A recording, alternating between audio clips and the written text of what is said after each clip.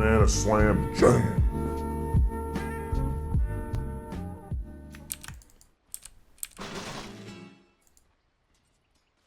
Is there danger? She is this way. Prepare for battle. That's what I thought. Okay. We'll go back. Actually, no, we can just put that in the coaching section. So a fun little tooltip or fun little tips and tricks on Pangolier to start the session is that when you swash through somebody, meaning that you're traveling and you go through them and then you hit them with the actual swash, it does an extra strike. See how it says 4 strikes on it? If you swash through somebody, it hits them 5 times rather than 4. If you notice there, the dummy target took 120 damage rather than 96 damage.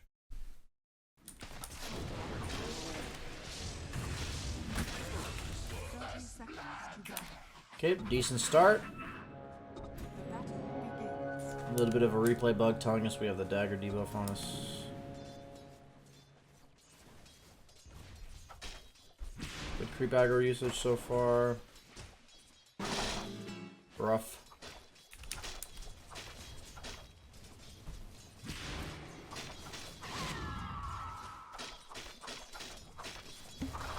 Definitely would have used Swash to kill that range creep.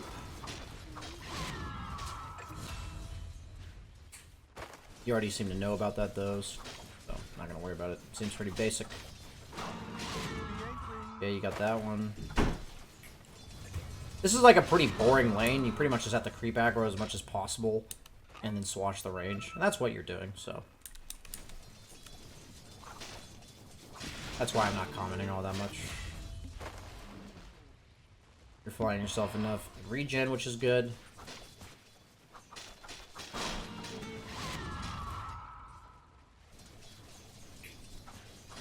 The only thing I don't like about double Wraith on mid Pango here is that double Wraith Band to me is like, if I'm against like a melee hero, I would go double Wraith Band. I don't, this is just my opinion. First off, I don't know why you're 203. I would have gone, I don't think I've ever seen a Pangolier not max their Swashbuckle. That's pretty weird. But, what was I gonna say? Wraith Band to me means you want to trade, right? It's like farming speed, trading.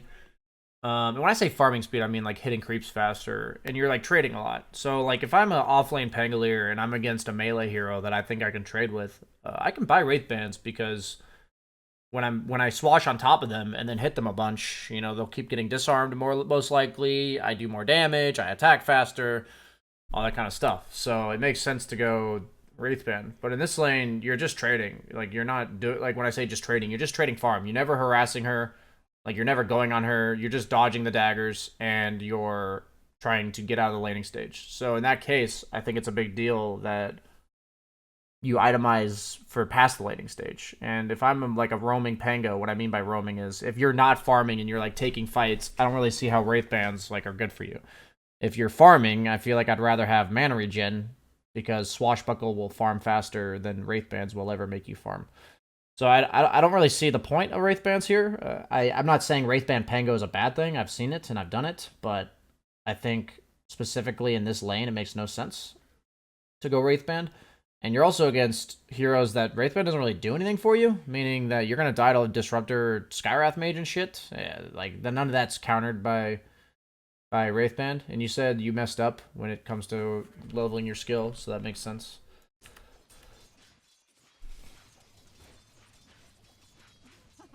So the only major comment I have so far is that you are going Wraith Bands. Like, wouldn't you rather just have mana right now? Like, why does it matter if you have 6 extra damage and you attack faster right now? Wouldn't you just rather have mana? Wouldn't you rather with those Wraith Bands be like a bottle and some clarities and then... Yeah, like, you're sparing so many mangoes. Like, what if that was just like a bottle and a Ring of Bassi? I'm just watching this, like, when has this Wraith Band done something for you, right?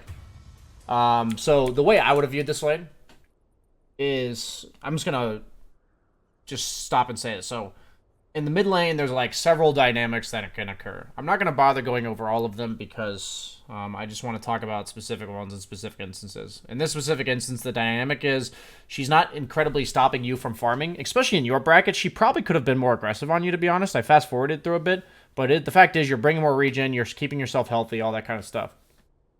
But you're not able to do anything to her, like, just at all. So the way I look at that is, if you can't do anything to her, but she's not really stopping you, you just try to maximize your own farm. You'd make sure you defend your tower, and you make sure you maximize your own farm. So whatever that is on every hero, it's different. You know, it's like when I watched Miracle play Jug, he built double Wraithband, like, in all stat items to go hit creeps in between waves. He was, he like skipped healing, or he skipped spin until level 3, because he was like level 2, he was hitting jungle creeps from the mid lane. Like, you know, he was rotating between lane and jungle already because there's a really bad lane matchup. I have that replay analysis on my YouTube already. And he was just hitting creeps, because on Juggernaut, Wraithband is the item that makes you hit creeps faster, right? So on that hero, it's better to go Wraithband. That makes sense, because he's going the farming route. But in your game, you have absolutely no aggression potential on this Queen of Pain. And you're going these two items that just do nothing for your hero other than trade. Like, that's what they do. And your hero's not doing that at all. So it's really important. The emphasis I'm making is to think about what your items do for you. You know, does this item sustain me? Does it trade? Does it make me have kill potential, like an Orb of Venom or boots? Does it make me farm faster because my hero lacks mobility, so in the form of boots? You know, what is it doing for me?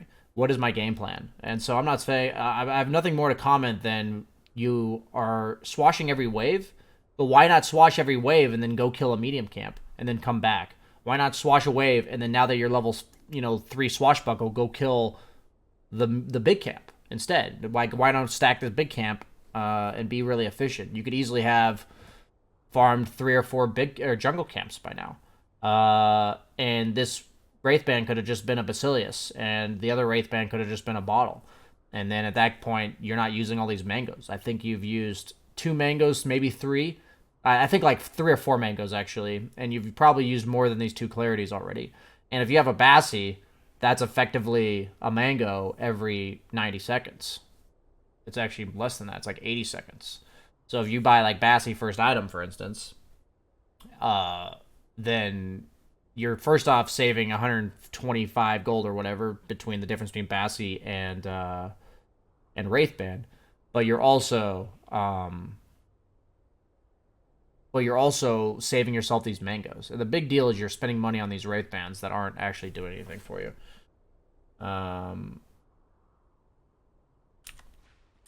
You said you thought you'd have time to farm. If you're gonna farm, why are you buying Wraithbands? Like, Pango doesn't farm faster with Wraithbands. That's the emphasis. Oh, salve on top of the dagger. That's a rough one.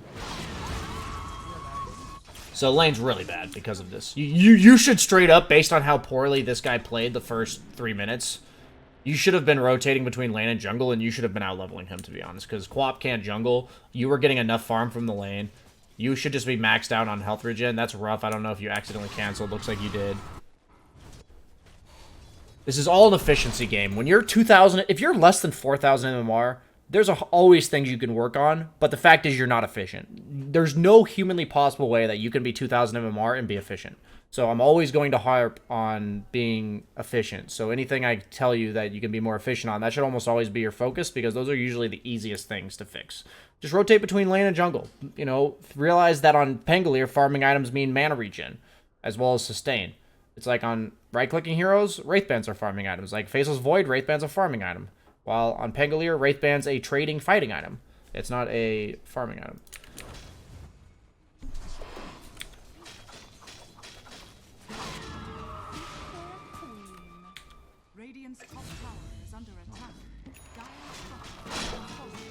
You should definitely be swashing through jungle camps. No reason not to. You said you knew about the mechanic that you get 5 hits off instead of 4.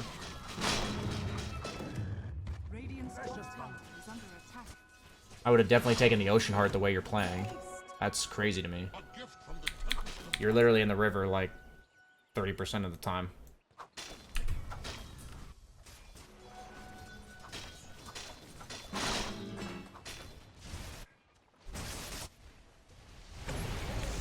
So now you rotate. This is a fine rotation. The enemy team's definitely being way over aggressive. They glimpse you. That's fine. Back to mid we go.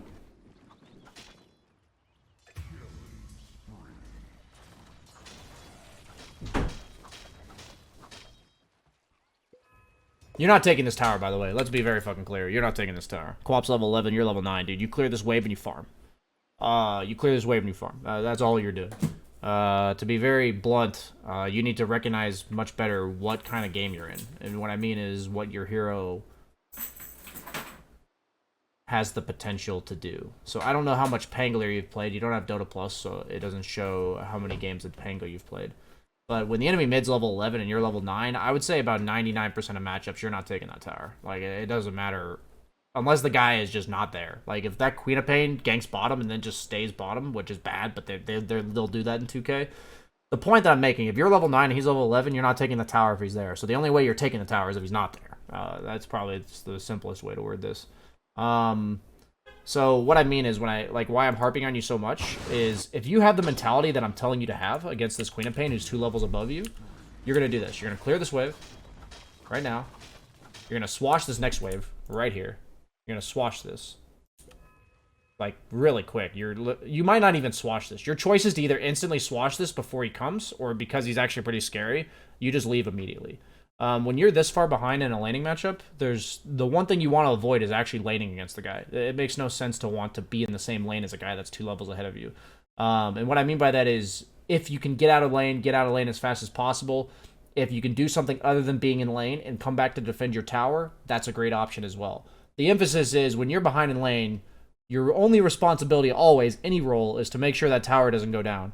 At least consider defending the tower. What I mean is there are some games where if you're like a safe laner and you're losing to a Beastmaster, that no matter what you try to do, you're not saving that tower. And in those kind of games, you just sack the tower. But the point is you think to yourself, I'm going to try to defend this tower, and then you say, oh, I can't. But the fact that you're just lingering here and you're deciding whether or not you're going to lane or, whatever, means to me that you're not thinking about what I want you to think about. Like, you're just standing here. And now you're forced to TP home. All you have to do is go farm the medium camp right after you finish the last one. If she pushes the lane into your tower, you swash it underneath tower to defend. And if she doesn't push the lane in, you farm another jungle camp. That's the 2 options you get there. But anything else than that's really bad, and what you see there is, like, you're not trading well against her. She's 2 or 3 levels ahead of you. All you're going to do is have her spend 1 spell on you and push you to base. Why? Because she's ahead of you. Like, that's what happens.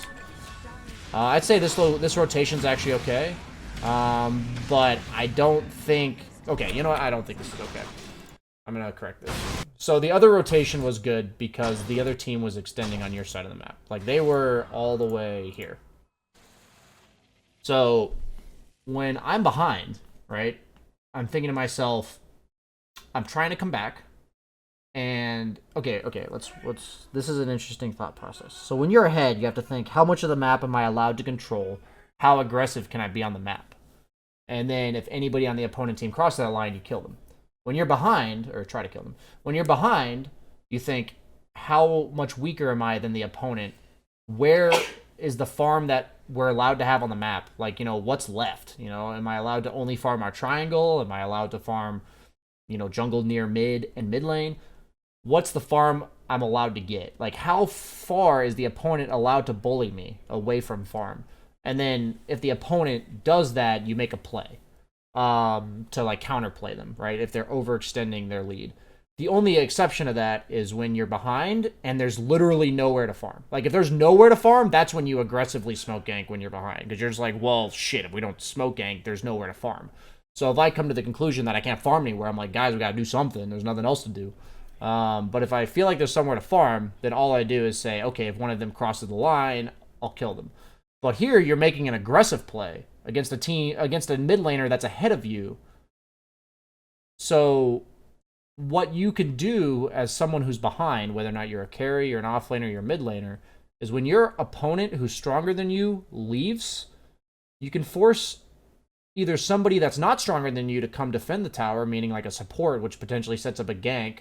Or if you are setting up a gank, or like you're stronger than their support, you might potentially force that guy that's 2 or 3 levels ahead of you to actually come back to the lane that you were just in, which in that case is you actually dictating their movements, even though they're stronger than you. So what that means is the last thing you want to do is make an aggressive move on the map when the enemy mid is level 12 and you're level 9. Like, that just makes no sense, because she's going to show up if she's any good, right? She's going to do the same thing you did.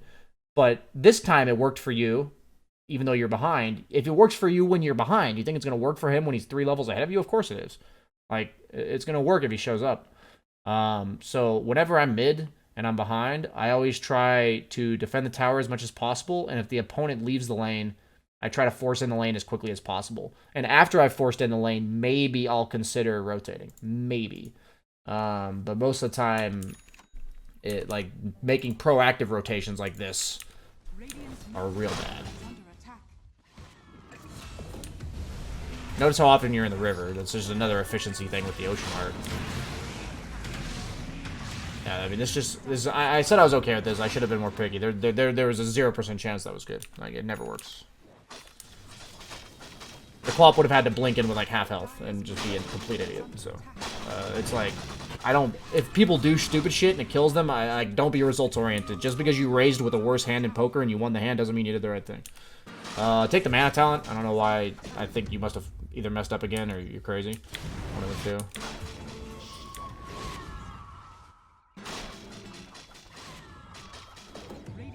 I'd say this is about 19 efficiency things that have added up until this point. If you had a Ocean Heart, you'd have like an extra 30 mana, or sorry, 300 mana. If you had a Ring of Basilius, 1.4 mana regen per second. That is 84 mana per minute. It's reasonable. You would have had it by 2 minutes. When you're farming, 84 mana per minute. That's like every 3 minutes is 2 swashbuckles. So you're sitting on like an extra.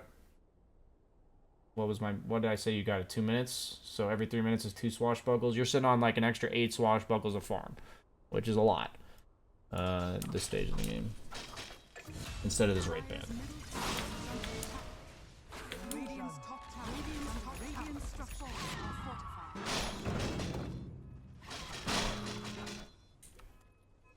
At this point, I'm not even gonna lie to you. I've reviewed pretty significantly here. I'm gonna watch a little bit more, but I'm pretty much done with this replay. You've been so inefficient for the first 17 minutes of the game that it's so easily fixable. I don't even want to watch too much more. And this isn't meant to be too mean. It's meant to be like, dude, just be more efficient and pay attention to these little things, and you'll just have a defusal at 17 minutes instead of 20, and then the game will just look way different to you. You know, you'll be playing against players where you have more farm than they do. Like, you're behind right now, so pushing mid's good. I would never hit this tower. Holy shit. Like, I would have just died there to any decent players. They would have had 2 heroes that killed you. Any 2 heroes on their team kill you. Quap +1, Disruptor +1, Clock +1. Any of them kill you on their tower when you're hitting it. And they weren't showing enough heroes for you to know they weren't there. Now you're taking fights. I mean, the game's really ugly. So I'm not trying to be too rude. I don't usually cut this off this early, but everyone has different issues. Everyone has different reasons why they're lower MMR. It's like difference between a 9K and me. It's like, you know, there's 4 or 5 things, maybe 10 things that they do slightly better than I do that results in them just being better at the game of Dota. And right now, you've just had so many inefficiencies that just add up. They just compound so hard. And really think closely about, how do I word this? Like, what mode you're in. Like, if you're behind, all you have to do is get as much farm on the map as you possibly can, and then hit that timing and make a play. And I didn't see you kill a single jungle camp for like the first 6 minutes. I saw you go 2 Wraith Bands in a lane you don't trade. I saw you give up an Ocean Heart when you're spending most of your time in the river. Who else is going to be in the river? You know, these are all little things that just, you know, keep stacking on top of each other. And that results in you getting a Diffusal Blade 3-4 minutes later than you should, which results in, I mean, I don't even think Diffusal Blade's necessarily correct. You're against a lot of fucking shit that kills you. If you're going to go Diffusal, I would probably even have, like, I'd probably go, like, Bassy Bracer or something like that against this lineup. That's pretty crazy lineup. At this point, I probably would have skipped the Javelin. I probably would have gone, like, Bassy Bracer. I think Diffusal's fine, and I would have gone straight BKB, because you're just going to die if you don't have a BKB. And you need to be able to go in against their lineup. Yeah, you have Oracle, but I wouldn't really play according to having a support saving you, especially in your bracket. You're just too susceptible at this point in the game. Even if you guys end up winning, it's your hero just dies to them looking at you funny. You know, that's what's going to kill you. So, I mean, even when you had the stacked camp and you didn't swash through it to get 5 instances, like, all of these little things add up, man. It tells me so much when I was watching RTZ stream the last couple days, and The little things he does to accelerate his farm is actually insane. And the things he does are actually just so high level, like such, 5 head that it's like, holy shit. With you, let's just get the basics down. Let's make you do the straightforward things that you know about, that you can do, that just need to be done, and you'll get more farm, and you'll have more net worth, and you're just going to win games. At your bracket, the easiest way to win games is just to have more net worth than the opponent, and then you just kill them. Like, it's actually the only reasonable way to climb out of 2K, because there's no amount of plays that can make up for, like, the chaos and the crap that your teammates are going to do. Like, notice how many things I've flamed you for this game? I guarantee you, everyone else in this game is doing all that shit. So all you have to do is not do that shit, and then you climb them more. Like, that's actually how Dota works, right? And that's all I got for this replay. So definitely appreciate you, signing up for the replay, donating and everything. I appreciate the support, and I apologize if I was a bit harsh. I'm just trying to be very matter of fact with you, and I think a quick change of perspective will do a lot for you. By the way, that's not meant to be an insult. I'm saying that, like, your mindset is way off. So I hope what I said just kind of, tweaks your joint back into place. So